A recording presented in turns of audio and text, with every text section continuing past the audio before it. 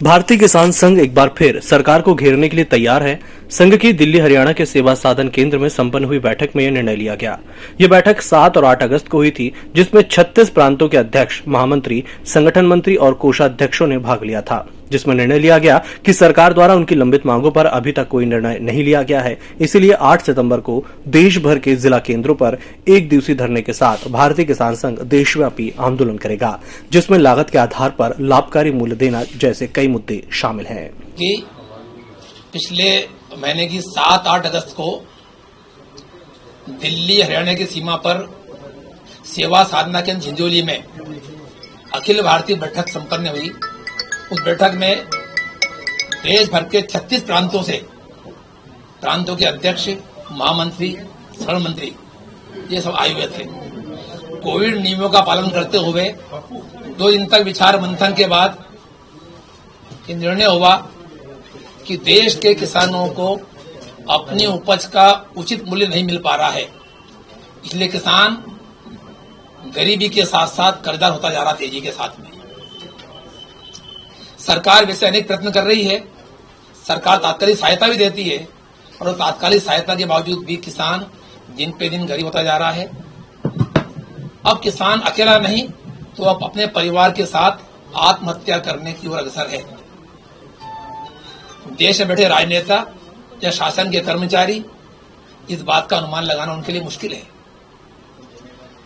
इसलिए दिल्ली की अखिल भारतीय बैठक में निर्णय हुआ कि देश के किसानों को अपनी उपज का लागत के आधार पर लाभकारी मूल्य मिलना चाहिए। इस बात को लेकर भारतीय किसान संघ के अखिल भारतीय प्रतिनिधिमंडल ने 11 अगस्त को देश के प्रधानमंत्री का नाम पत्र लिखा, ज्ञापन दिया। उसमें कहा गया था कि 30 अगस्त तक अगर सरकार को निर्णय नहीं देती है, अपनी घोषणा नहीं करती है, तो भारतीय किसान संघ आगामी 8 सितंबर को देशव्यापी आंदोलन करने को मजबूर होगा। इसी बात को लेकर आने वाली 8 सितंबर को देश के साथ साथ मध्य प्रदेश के 52 जिलों में भी भारतीय किसान संघ धरना प्रदर्शन के माध्यम से अपनी बात प्रधानमंत्री तक कहने वाला है, पहुंचाने वाला है। किसान संघ का मानना है कि जन्म काल से किसान संघ के हमारा नारा है, देश के भंडार भरेंगे लेकिन कीमत पूरी लेंगे। हमारा नारा है, किसानों ने ठाना है, लाभकारी मूल्य पाना है। सरकार जो समर्थन मूल्य घोषित करती है, उस समर्थन मूल्य पर ही मात्र देश के 2-3 राज्यों को छोड़कर बाकी राज्यों में उस मूल्य पर माल किसान का बिकता नहीं है। वह भी केवल देश के मात्र 6% किसान ऐसे हैं जो समर्थन मूल्य पर अपना माल बेच पाते हैं।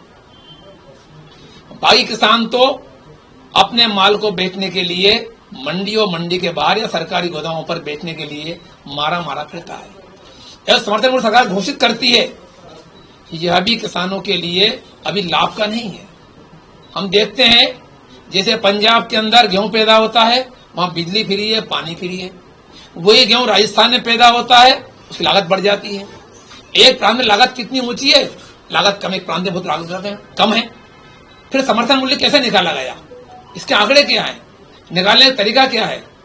तो किसान संघ कहना चाहता है, किसान संघ का मानना है पहला काम कि किसान की उपज समर्थन मूल्य से कम में ना, किसान की उपज लागत के आधार पर लाभकारी मूल्य पर बिके। वह जो लाभकारी मूल्य है, समय समय पर उसके कृषि आदानों में होने वाली बढ़ोतरी भावों की उनको ध्यान में रखते हुए समय समय पर उस मूल्य का भी और बढ़ोतरी उसके अंदर हो। दूसरा, किसान चाहता है कि जो समर्थन मूल्य सरकार ने घोषित कर दिया, उस मूल्य पर चाहे सरकारी मंडी हो, चाहे बाजार हो, या सरकारी खरीदी केंद्र हो, किसी भी स्थान पर समर्थन मूल्य से कम में, लाभकारी मूल्य से, समर्थन मूल्य से कम में माल नहीं बिकना चाहिए।